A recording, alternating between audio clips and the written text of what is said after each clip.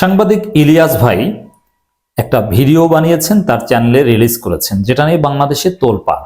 একেবারে top to bottom, চায়ের দোকান থেকে শুরু করে প্রধান উপদেষ্টার কার্যালয় থেকে শুরু করে সচিবালয় থেকে শুরু করে সেনা সদর থেকে শুরু করে বিমান বাহিনী সদর দপ্তর থেকে শুরু করে এমন কোন জায়গা নেই যেটা নিয়ে তোলপাড় সৃষ্টি হয়নি। তার যে তথ্যগুলো, তার যে অভিযোগ ডক্টর আসিফ নজরুল সম্পর্কে কতটুকু সঠিক, হ্যাঁ, নানান অভিযোগ নানান জনের বিরুদ্ধে করা হচ্ছে, এটা নিয়ে জনগণের আগ্রহ কম। যেমন জেডাই খান পান্না, তিনি যে ভারতের দালাল, আওয়ামী লীগের দালাল, ইসকনের দালাল, এটা সবাই স্বীকার করে। অতএব পান্নার বিরুদ্ধে সত্য বলুক মিথ্যা বলুক, এটা যাচাই বাছাই নিয়ে তেমন কথা হচ্ছে না, যদিও পান্না সাহেব রিয়াকশন দিয়েছেন। এবং সেনাবাহিনী প্রধানকে ওইভাবে কাঠগড়ায় দাঁড় করেননি, তবে তার অবস্থান ক্লারিফাই করতে বলেছেন। তবে সেনাবাহিনীর প্রধানের স্ত্রীর সাথে শেখ হাসিনা নিয়মিত যোগাযোগ হয় একথা বলেছেন, এটা স্পর্শকাতর। সব ছাপিয়ে ডক্টর আসিফ নজরুল সম্পর্কে ইলিয়াস হোসেনের বক্তব্য আলোচ্য বিষয়, কতটুকু সঠিক এটা আমরা বিশ্লেষণ করব, এবং ইলিয়াস ভাইয়ের এই ভিডিওকে আমরা কিভাবে দেখব, আমাদের দৃষ্টিভঙ্গি কি হওয়া উচিত, কতটুকু সঠিক। দর্শক, প্রথমে আমরা যেটা বলে নেব যে ইলিয়াস হোসেনের বক্তব্য ভিডিও মারাত্মক ইনফ্লুয়েন্সিয়াল, প্রভাব বিস্তারকারী, তাসির সৃষ্টিকারী, এটা কেউ অস্বীকার করতে পারবেন না। তিনি কারো জীবন তামাতামা করে দিতে পারেন, তিনি জনমত ক্রিয়েট করতে পারেন, এমনকি বলশেবিক ট্রুথ যেটা আমরা বলি প্রায়, এর মানে আপনি একটা দুইটা সত্য কথা বলে তার সাথে এমন ভাবে 9-10টা মিথ্যা কথা ঢুকিয়ে দিবেন কেউ বুঝতে পারবে না। এরকমও যদি হয়, ইলিয়াস হোসেন অত্যন্ত প্রভাবশালী, তিনি অনেকের জীবন একেবারে খেয়ে দিতে পারেন। যেমন সেই সাকলাইন পুলিশ কর্মকর্তা পরিমণির সাথে ভিডিওটা তো ইলিয়াস হোসেন ফাঁস করেছে, এবং সাকলাইন শেষ। ইলিয়াস হোসেন কিছু পারেন, তার কিছু সোর্স রয়েছে, এবং ইনভেস্টিগেটিভ জার্নালিজমে তার একটা সুপ্রিমেসি রয়েছে, এটা অস্বীকার করার কোনো সুযোগ নেই। অতএব অনেকে তাকে জাস্ট ইউটিউবার তুচ্ছ তাচ্ছিল্য করে ফেলে দেওয়া, এই কাজ যারা করবেন তারা ভুল করবেন। তার ক্রেডিবিলিটি আছে, বেশি করে জনগণ তাকে বিশ্বাস করে, এর চাইতে বড় ক্রেডিবিলিটি আর নাই। আপনি মিথ্যা কথা বললে যদি জনগণ বিশ্বাস করে, ইটস ভেরি ইম্পর্টেন্ট। আর ইলিয়াস হোসেনের সোর্স আছে, এটা অতীতে অনেকবার প্রমাণিত হয়েছে। হ্যাঁ, এটাও ঠিক, আবার তার সব কথা সঠিক প্রমাণিত হয়নি, কিছু কথা ভুল প্রমাণিত হয়েছে, আবার অনেক মারাত্মক স্পর্শকতার তথ্য সঠিক প্রমাণিত হয়েছে, এবং জনগণ তার বক্তব্য গ্রহণ করে। অতএব তার বক্তব্যকে অত্যন্ত গুরুত্বপূর্ণ এবং স্পর্শকতার হিসেবে আমাদেরকে মূল্যায়ন করতে হবে। এটা হচ্ছে আমার প্রথম অবস্থান। দ্বিতীয় হচ্ছে, দেখেন তার বক্তব্য আসিফ নজরুল স্যার সম্পর্কে কতটুকু সঠিক, এটা বুঝতে হলে আপনাকে ম্যাথোডোলজি অ্যানালাইসিস করতে হবে প্রথমে। ইলিয়াস হোসেনের যে কন্টেন্টগুলো, এগুলোর মান কি? দেখেন, আপনি যদি একেবারে ম্যাস কমিউনিকেশন জার্নালিজমের একাডেমিক সংজ্ঞায় ইনভেস্টিগেটিভ জার্নালিজমের কন্টেন্টগুলোর আলোকে ইলিয়াস হোসেনের বক্তব্যগুলো বা ভিডিওগুলোকে যাচাই করেন বা মূল্যায়ন করার চেষ্টা করেন, তাহলে কিন্তু তার বক্তব্য বা ভিডিও উত্তীর্ণ হবে না। ইলিয়াস ভাইয়ের বক্তব্য সেমি ইনভেস্টিগেটিভ জার্নালিজম, অনেক জায়গায় তার ব্যক্তিগত মতামত আছে, যেটাকে আমরা বিশ্লেষণ বলি।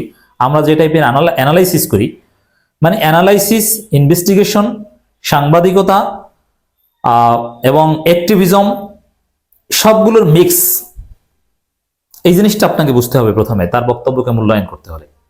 অতএব আপনি যদি একেবারে পিওর সাংবাদিকতার নীতিমালায়, ইনভেস্টিগেটিভ জার্নালিজমের নীতিমালায় তার বক্তব্য যাচাই করেন, তাহলে ইলিয়াস ভাই তো ফেল করবে।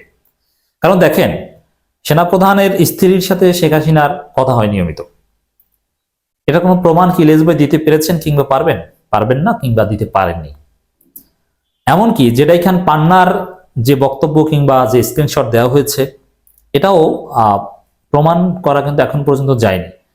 এবং নানান ঘটনা যেগুলো বলেছেন, সূত্র বলেছে, তিনি বারবার বলেছেন সূত্র বলেছে, কিন্তু সেই সূত্র কে এবং ওই সূত্র যাচাই করা সম্ভব কিনা, এগুলো কিন্তু অনেক প্রশ্ন সাপেক্ষ। যদিও ইনভেস্টিগেটিভ জার্নালিজমে ওইভাবে সূত্র সবকিছু বলা হয় না বা বলার জরুরত নেই। তবে আমার কাছে যেটা মনে হয়েছে, আমরা যেরকম অ্যানালজি করি, সার্কামস্টেন্স বা আশেপাশের অনেক কিছু তথ্য উপাত্ত সংগ্রহ করে তার ভিত্তিতে আমরা অ্যানালজি করি, একটা ইনফারেন্সে যাওয়ার চেষ্টা করি। ইলিয়াস ভাইয়ের এই বক্তব্য অনেকটা অ্যানালজি টাইপের, সবকিছু একেবারে তথ্য প্রমাণ সাপেক্ষে নয়। এই জন্যে তার বক্তব্যের একটা অংশ অবশ্যই তথ্যভিত্তিক, আবার একটা অংশ অ্যানালজি ভিত্তিক। দেখেন, ডক্টর আসিফ নজরুল স্যার সম্পর্কে যেটা বলেছে, যে আসিফ নজরুল এক কথায় তাকে ভারতের দালাল হিসেবে উপস্থাপন করেছে এবং আওয়ামী লীগ তাকে যুগ যুগ ধরে বা এক যুগ ধরে তাকে এভাবে তৈরি করেছে। তিনি আওয়ামী লীগ এবং ভারতের পারপাস সার্ভ করছেন, এটাই হচ্ছে মূল অভিযোগ। তিনি আগেই সেনাবাহিনীর সাথে লিয়াজু করেছিলেন এবং সেনা সদরে তিনি গিয়েছিলেন 3 তারিখ, কিংবা ডক্টর আসিফ নজরুল স্যারকে প্রধান উপদেষ্টা বানানোর বিষয়ে একটা চূড়ান্ত সিদ্ধান্ত হয়েছিল। দেখেন এখানে কয়েকটা বিষয়। প্রথম কথা হচ্ছে সেনা সদরে তিনি 3 তারিখ যেতে পারেন, এটা সোর্সের আলোকে তিনি বললে এটা আমি অস্বীকার করব না।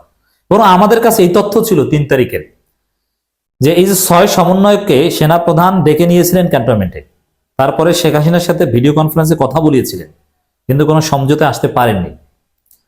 আমরা একেবারে বিশ্বস্ত সূত্রে এই তথ্য আমরা 3 তারিখ পেয়েছিলেন। এখন এটাও তো একটা সোর্স আমাদেরকে বলেছিল, আমি সত্য মিথ্যা এখনো ফাইনাল বলতে পারবো না।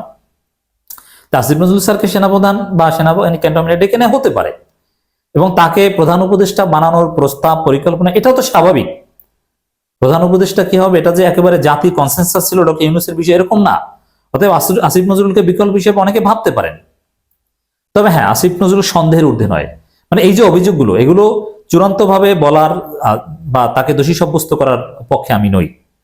তবে কিছু বিষয়, আসিফ নজরুল সাহেব অত্যন্ত কঠিন মুহূর্তে শিক্ষার্থীদের পক্ষে রাজপথে ছিলেন, মিছিল করেছেন, রাজপথে মিছিল করেছেন, শাহবাগ থানার সামনে গিয়ে শিক্ষার্থীদেরকে সারিয়ে এনেছেন। আসিফ নজরুল কিছুতেই আওয়ামী লীগের কাছে কমফোর্টেবল ছিল না বা আওয়ামী লীগ তৈরি লোক নয়, এটা আমি মনে করি। অতএব আওয়ামী লীগের দালাল ভারতের দালাল, এটা আমি বিশ্বাস করি না। এটা হচ্ছে আমার একটা টেক। এরপরে আসিফ নজরুলের অনেক কার্যক্রম ভুল বা তার আদর্শিক জায়গায় দূরত্ব বা তার দৃষ্টিভঙ্গির সাথে আমি অবশ্যই একমত নই, তার সমালোচনা তীব্রভাবে আমি করতে রাজি। কিন্তু তিনি ভারতের দালাল, বিষয়টা এরকম নয়। তবে হ্যাঁ, তার দৃষ্টিভঙ্গিগত সমস্যার কারণে ভারতের সাথে তার অনেক কিছু মিলে যেতে পারে, কিন্তু ভারতের দালাল বিষয়টা এরকম নয়। আওয়ামী লীগ তাকে কিছুতেই বিশ্বাস করে না। প্রমাণ হচ্ছে, আপনি দেখেন 5 আগস্টের পরে হাসিনা কিংবা আওয়ামী লীগের যতটা ফোন আলাপ এসেছে, আসিফ নজরুলকে ডক্টর ইউনূসকে কিন্তু এক কাতারে এনে গালি দিয়েছে সমন্বয়কদেরকে। বরং দালাল বললে আপনি বিএনপিকে বলতে পারেন, বিএনপিকে আওয়ামী লীগ কিছু বলেনি বা বিএনপির প্রতি কোনো ক্ষোভ নেই। সমস্ত ক্ষোভ আসিফ নজরুল, ডক্টর ইউনূস, সমন্বয়ক, এদের প্রতি, জামাত শিবির। অতএব আমি বলতে চাই, ডক্টর আসিফ নজরুল সাহেবের অনেক ভুল আছে এবং তিনি অবশ্যই ইসলামপন্থী না, আমাদের সাথে অনেক কিছুই মিলবে না, কিংবা পিওর জাতীয়তাবাদী না। তিনি একসময় গাদানিক করতেন, প্রথম আলোর লোক। এই কারণে অনেক বিষয়ে তার সাথে আমাদের দূরত্ব হবে, সমালোচনা করব। যাদের সাথে চলতেন, যাদেরকে তিনি যেসব দৃষ্টিতে বিভিন্ন পদ পদবিতে বসিয়েছেন, এটা আমরা মানতে পারছি না, ক্ষতিকর মনে করছি। কিন্তু একই সাথে এটাও ঠিক যে তিনি হাসিনার জন্য বড় থ্রেট ছিলেন। তিনি আন্দোলন করেছেন, ঝুঁকি নিয়েছেন, হাসিনা তাকে শত্রু মনে করে এবং তিনি ভারতের দালালি করেন। এখনো বিষয়টা এরকম নয়। তবে হ্যাঁ, ভারত বিষয়ে দৃষ্টিভঙ্গি ওই বিএনপির মতো হতে পারে। ভারতের দালাল বলতে কেউ থাকলে এখন বিএনপিকে আমরা মির্জা ফখরুলকে ভারতের অ্যাম্বাসেডর বলতে পারি, আর বিএনপি হচ্ছে ভারতের অ্যাম্বাসি বলা যায়। অতএব ইলিয়াস ভাইয়ের যে বক্তব্যগুলো একেবারে আসিফ নজরুলকে ডিমোরালাইজ করে দেয়া, তিনি সুনির্দিষ্টভাবে তথ্য উপত্যের আলোকে ওইভাবে ডিমোরালাইজ করতে পারেননি। আর যেসব কথা বলেছেন, ক্যান্টনমেন্টে যাওয়া, অমুক তমুক, এগুলো হতে পারে, এগুলো আসিফ নজরুলের ক্রেডিবিলিটি নষ্ট করে না। তবে হ্যাঁ, আসিফ নজরুল সাহেবের সাথে 2 জন সমন্বয়ক ছিলেন যারা ভুয়া সমন্বয়ক, যারা বঙ্গভবনে কথা বলেছে। এই প্রশ্নটা ক্লারিফাই করতে হবে। এটা আসিফ নজরুলকে বিভ্রান্ত করা হতে পারে, কারণ আসিফ নজরুল হাতে তো পুরো পরিস্থিতি তার নিয়ন্ত্রণে ছিল না। অতএব তিনিও বিভ্রান্তের শিকার হতে পারেন। এই জন্য আমি বলবো, যেহেতু ইলিয়াস সাহেবের বক্তব্যের তাসির রয়েছে, আসিফ নজরুল সাহেব ইলিয়াস সাহেবের প্রত্যেকটা বক্তব্য সম্মানের সাথে গ্রহণ করে তার অবস্থান ক্লারিফাই করবেন, তিনি যে দোষী না সেটা বলবেন। আপাতত আসিফ নজরুলকে ভারতের দালাল বলতে আমি রাজি নই।